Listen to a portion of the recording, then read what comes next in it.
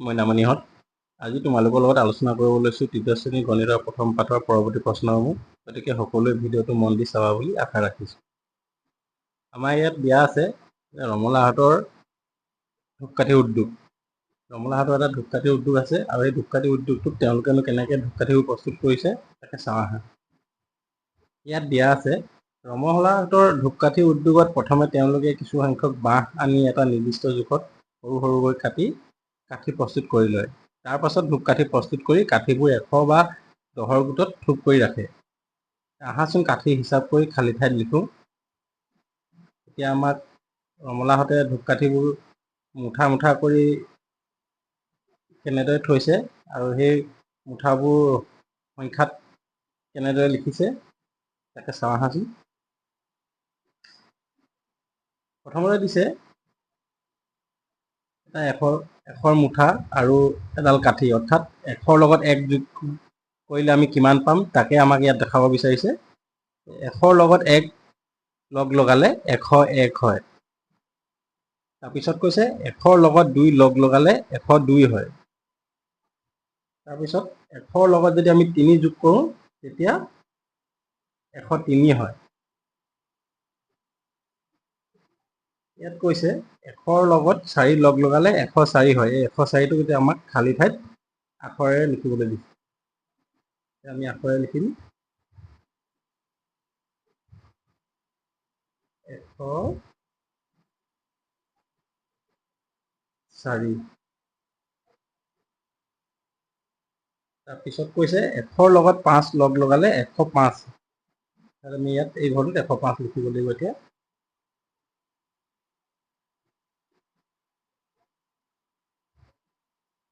তাৰপিছত কৈছে 100ৰ লগত 6 লগ লগালে 106 হয়। 106।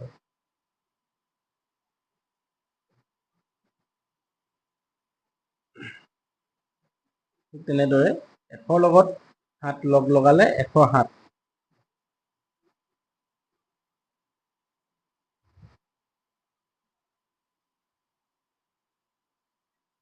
100ৰ লগত 8 লগ লগালে 108।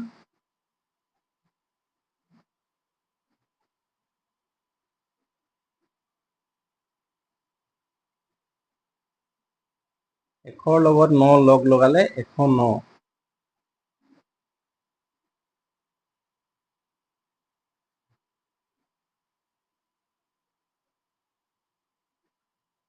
100ৰ লগত 10 লগ লগালে 110। 110টো আমাক লিখি দিছে। 100ৰ লগত 11 লগ লগালে 111। 111টো আমাক লিখি দিয়া হৈছে।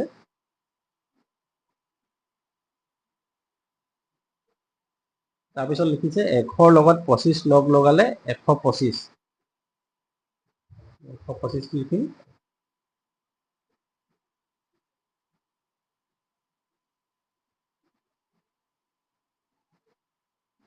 তাৰপিছত কৈছে 100ৰ লগত 40 লগ লগালে 140। 1 4 0 140। তাৰপিছত কৈছে 100ৰ লগত 99 লগ লগালে 199। এতিয়া আমি 199টো কেনেকৈ লিখে তাক লিখিম। এতিয়া আমি 199 199। তাৰপিছত কৈছে নিৰ্দেশনা অনুসৰি আকৌ আহা। 100ৰ পৰা এঘৰকৈ আগলৈ জঁপিয়াই 10 নং ঘৰত বৃত্ত বা শূন্য আকাৰ বা গোল চিনটো আঁকিব কৈছে। আমাক এটা সংখ্যা ৰেখা দিছে। এই সংখ্যা ৰেখাডালত 100ৰ পৰা 123লৈকে আছে। আমাক কৈছে 105ৰ পৰা এঘৰকৈ আগলৈ জঁপিয়াই 10 নম্বৰ ঘৰত শূন্য আঁকা। অৰ্থাৎ 105ৰ পৰা আমি এঘৰকৈ আগবাঢ়িলে কেনেকৈ যাব লাগিব? 106 107 108 109 110 111 112 113 114 115। অৰ্থাৎ আমি 10 ঘৰ যাব লাগিব আৰু 10 ঘৰ গ'লে কোনটোত পামগৈ? 115টো। 115টো আমাক শূন্য চিন।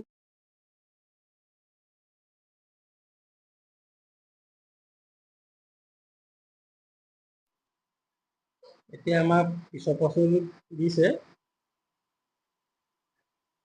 খালী ঘৰত সংখ্যা লিখোঁ আহা। আমাক এখন তালিকা দিছে 100ৰ পৰা 199 লৈ, আৰু এই তালিকাখনত কিছুমান সংখ্যা লিখা আছে আৰু নিলিখা সংখ্যাবোৰ আমাক লিখিবৰ বাবে দিয়া হৈছে।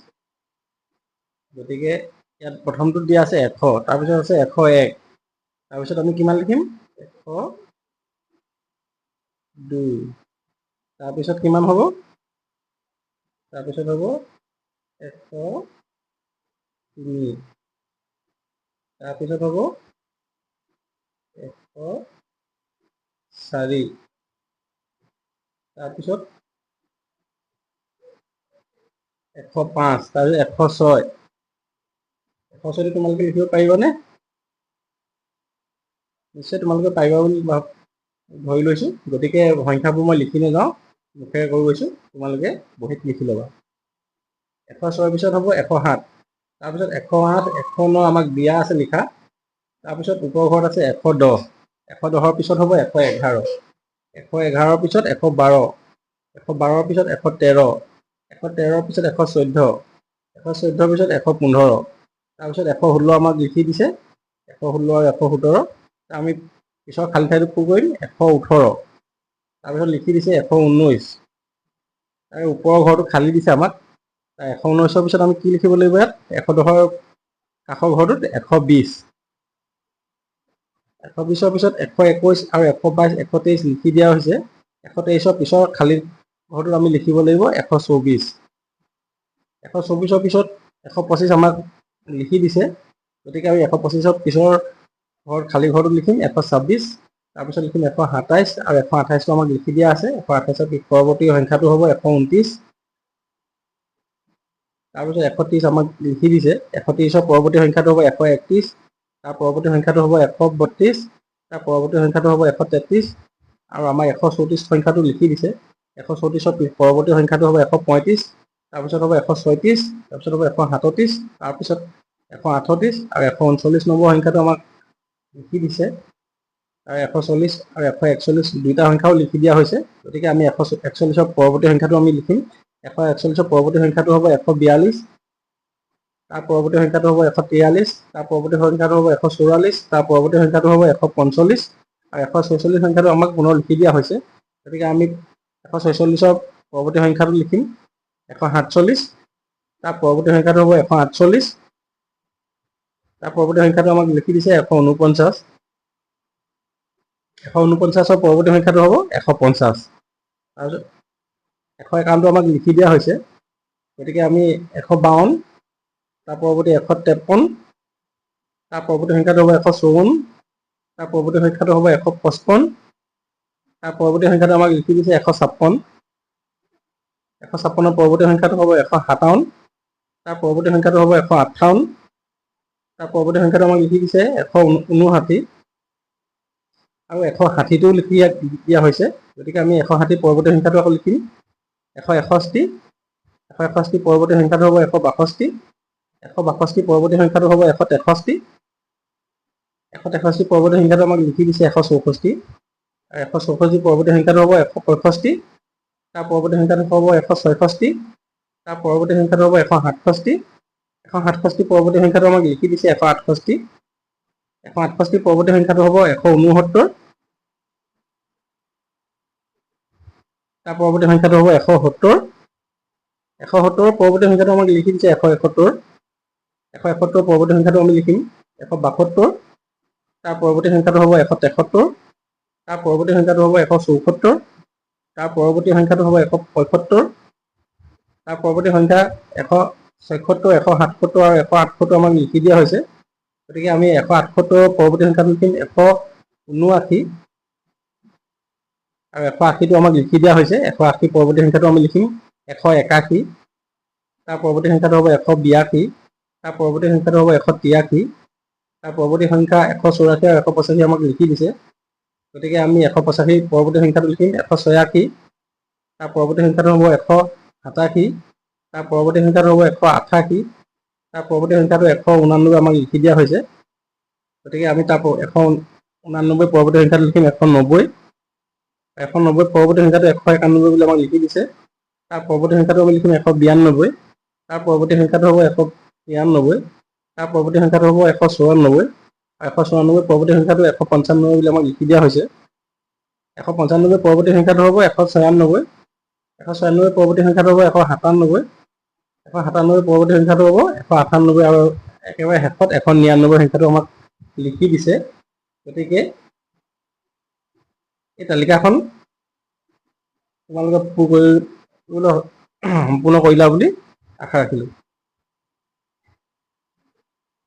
তাৰপিছত আমাক ইয়াত এটা টোকা দিছে, টোকাটোত কৈছে যে মন কৰা। মন কৰিব কৈছে 199 লগত যদি আমি 1 যোগ কৰোঁ কিমান হ'ব? 200 হ'ব। অৰ্থাৎ 199 যোগ 1 সমান 200। ওপৰৰ তালিকাখনৰ দৰে আমাক আৰু এখন তালিকা দিছে। ইয়াত দিছে যে খালী ঘৰত 200ৰ পৰা 299লৈ লিখোঁ আহা। এতিয়া আমাক আগৰ তালিকাখনত 100ৰ পৰা 199লৈ লিখিবলৈ এখন তালিকা দিছিলে আৰু এইখন তালিকাত 200ৰ পৰা 299লৈ লিখিবলৈ এখন তালিকা দিছে। ঠিক আগৰ দৰে আমি এতিয়া সংখ্যাবোৰ বঢ়াই যাম। ইয়াত 200 দিয়া আছে, 200 পিছত হ'ব 201, তাৰপিছত হ'ব 202, তাৰপিছত 203, তাৰপিছত 204, 205, 206, 207, 208, 209, 210, 211, 212, 213, 214, 215, 216, 217, 218, 219, 220, 221, 222, 223, 224, 225, 226, 227, 228, 229, 230, 231, 232, 233, 234, 235, 236, 237, 238, 239, 240, 241, 242, 243, 244, 245, 246, 247, 248, 249 আৰু ইয়াত হ'ব 250, 251, 252, 253, 254, 255, 256, 257, 258, 259, 260, তাৰপিছত হ'ব 261, 262, 263, 264, 265, 266, 267, 268, 269, 270, তাৰপিছত হ'ব 271, 272, 273, 274, 275, 276, 277, 278, 279, 280, তাৰপিছত হ'ব 281, 282, 283, 284, 285, 286, 287, 288, 289 আৰু এই শেষৰ ঘৰৰ ওপৰৰ সংখ্যাটো হ'ব 290, তাৰপিছত 291, 292, 293, 294, 295, 296, 297, 298 আৰু 299। ইয়াত আগৰ দৰে লিখি দিছে 299 যোগ 1 সমান কিমান হ'ব? আমি এইটো লিখিম। ইয়াত হ'ব 300, অৰ্থাৎ 299 লগত যদি আমি 1 যোগ কৰোঁ তেতিয়া আমি 300 পাম। ইয়াৰ পিছৰ প্ৰশ্নটো দিছে আমাক খালী ঘৰত 300ৰ পৰা 399লৈ লিখোঁ আহা। তেতিয়া আমাক 300ৰ সংখ্যাটো লিখি দিছে। আমি 300ৰ পৰৱৰ্তী সংখ্যাসমূহ ক্ৰমান্বয়ে লিখি গৈ থাকিম। 301, 302, 303, 304, 305, 306, 307, 308, 309 আৰু 300 কিনাৰত লিখিম 310। তাৰ পৰৱৰ্তী সংখ্যাবোৰ আকৌ থিয়কৈ লিখি গৈ থাকিম। 311, 312, 313, 314, 315, 316, 317, 318, 319। এইটো ঘৰত আমি 320ৰ পৰা আৰম্ভ কৰিম। 20ৰ পৰা আৰম্ভ কৰি তললৈ এনেকৈ গৈ থাকিম। 321, 322, 323, 324, 325, 326, 327, 328, 329 আৰু এই ঘৰটোত আমি 330ৰ পৰা আৰম্ভ কৰিম আৰু তললৈ ক্ৰমান্বয়ে গৈ থাকিম। 331, 332, 333, 334, 335, 336, 337, 338, 339। এই ঘৰটোত লিখিম আমি 340 আৰু তললৈ ক্ৰমান্বয়ে আগবাঢ়ি গৈ থাকিম 341 342 343 344 345 346 347 348 349 আৰু এই ঘৰটোত 350 পৰা আৰম্ভ কৰিম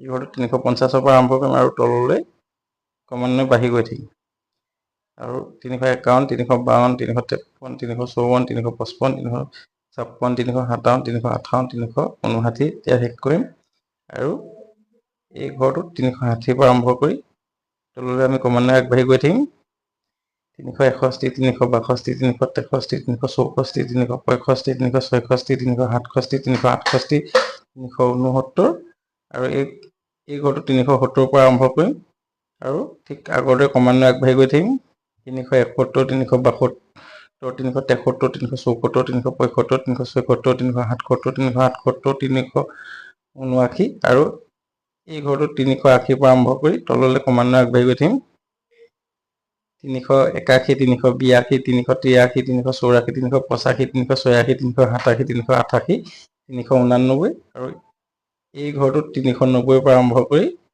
ক্ৰমান্বয়ে আমি তললৈ গৈ থাকিলে পাম 391 392 393 394 395 396 397 398 আৰু তলত লিখা আছে 399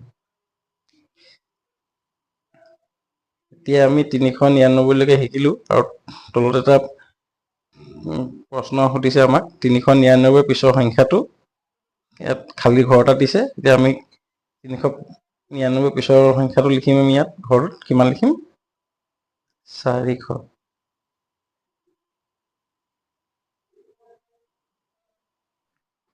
তাৰ পিছৰ প্ৰশ্নটো আমাক দিছে খালী ঘৰত 400 পৰা 499 লৈ আন ধৰণে লিখো আহা আগতে আমি ক্ৰমান্বয়ে তললৈ বাঢ়ি গৈ আছিলো কিন্তু এতিয়া আমি তললৈ নাযাওঁ আমি পথালিকে যেনে যাম সংখ্যাবোৰ আমাৰ পথালিকে লিখিবলৈ দিয়া হৈছে 490 লিখা আছে 490 পৰৱৰ্তী ঘৰটোত আমি লিখিম 491 ঠিক তেনেদৰে 492 493 494 495 496 498 499 আৰু এই ঘৰটোত আমি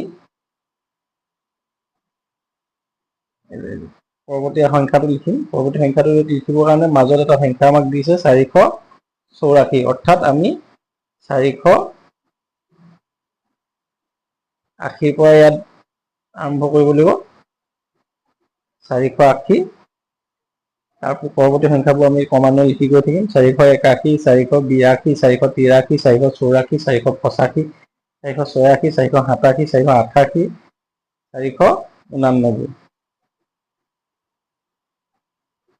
তাৰ পিছৰ ঘৰটোত আমি আৰম্ভ কৰিম 470 পৰা 470 পৰা আৰম্ভ কৰিম আৰু ক্ৰমান্বয়ে আগবাঢ়ি গৈ থাকিম 471 472 473 474 475 476 477 478 পিছৰ ঘৰটোত আমি 460 পৰা আৰম্ভ কৰিম আৰু ক্ৰমান্বয়ে বাঢ়ি গৈ থাকিম 461 462 463 464 465 466 467 আৰু হ'ব 469 তাৰ পিছৰ সংখ্যাটো 450 পৰা আমি আৰম্ভ কৰিম 450 পৰা আৰম্ভ কৰি 451 452 453 454 455 456 457 458 আৰু এই ঘৰটোত আমি 440 পৰা আৰম্ভ কৰিম 440 পৰা আৰম্ভ কৰি আগবাঢ়ি গৈ থাকিম 441 442 443 444 445 446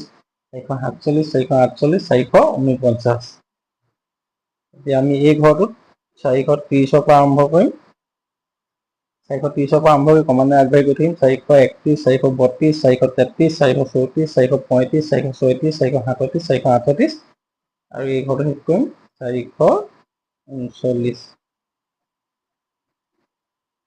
ঠিক তেনেদৰে এই ঘৰটোত আমি 420 পৰা আৰম্ভ কৰিম 420, 421, 422, 423, 424, 425, 426, 427, 428 আৰু শেষৰ শেষ কৰিম 429।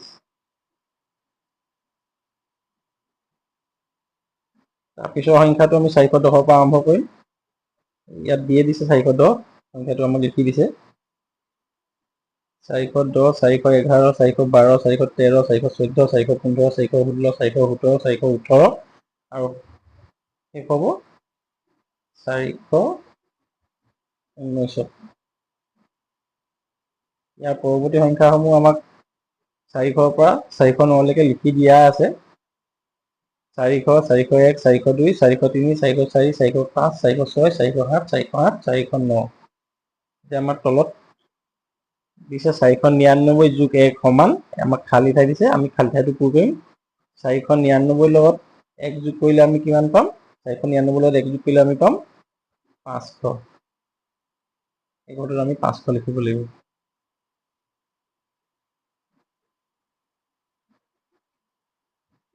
মই নামনিহঁত আজি ভিডিঅ'টো ইমানতে সামৰণি মাৰিছোঁ। পৰৱৰ্তী এটা নতুন ভিডিঅ'ৰ সৈতে লগ পোৱাৰ প্ৰতিশ্ৰুতিৰে শুভৰাত্ৰি।